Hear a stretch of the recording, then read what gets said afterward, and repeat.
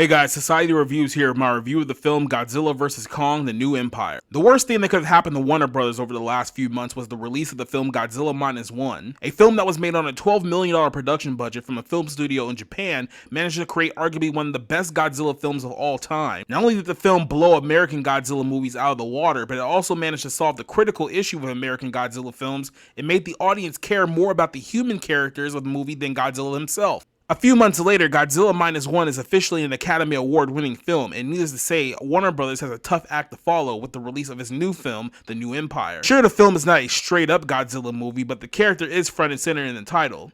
Whether Warner Bros. Likes it or not, this is a matter of pride, because there's no way that a major film studio in the United States with a $150 million production budget could allow itself to be upstaged by a small Japanese studio that probably has better catering than they do. Hollywood needed to respond, and respond in a big way. The problem is, this film was already in the can by the time Godzilla Minus One reached theaters, meaning that there was nothing that they can do to steer this ship off the iceberg that it was about to hit. The New Empire is a direct sequel to Godzilla vs. Kong from 2021. After the defeat of Mechagodzilla, Kong travels to the Hollow Earth to see if he can find any other species that looks like him. A weird energy signal from Hollow Earth is causing a mass disruption around the planet and is drawing the attention of Godzilla, who's going around consuming as much nuclear energy as possible. Fearing that Godzilla and Kong could be on yet another collision course for a fight, Dr. Eileen Andrews reunites with Bernie Hayes and assembles a team to go down to Hollow Earth and figure out what is causing this destruction. What the group doesn't know is that deep within the uncharted land of Hollow Earth, there is a group of castaway giant apes who are plotting their escape from their prison, and their leader is not only a threat to Kong and Godzilla, but a threat to the entire Earth if he's not stopped. As I said in the beginning, the worst thing that could have happened to Warner Bros. Is the release of Godzilla Minus One, because if you're expecting a whole lot of Godzilla out of this movie, you're going to be sorely disappointed.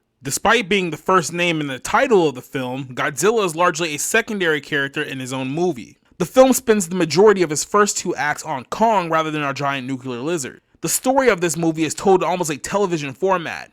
Rather than having a set premise and blending all of our characters into one movie, the film formats itself with an A plot line, which is Kong, a B plot line, which is the humans, and a C plot line, which is Godzilla himself. Not only is Godzilla seen as an afterthought for most of this movie, but the villain of this film doesn't even make his first appearance until an hour into the runtime. For those of you who were captured by the original teaser trailer, involving a giant orange orangutan that was supposed to be the villain for this film, you will be majorly disappointed in his on-screen presentation. You also won't like the fact that the overwhelming majority of this movie is non-verbal, meaning that the characters either communicate through sign language or simply don't talk at all. A film that relies majorly on emotional interpretation is probably not the best strategy for those expecting a giant monster melee. But the bright side is this film will certainly get good check marks in using a deaf girl for their Diversity, Equity, and Inclusion Responsibility Index at the end of this year. Once again, America Godzilla fails to make its human characters appealing, with only a handful of the characters are brought back from the last movie. However, they're not even exciting enough to even warrant a second go around. It is even more difficult to make these characters interesting because there isn't much of a story to this film.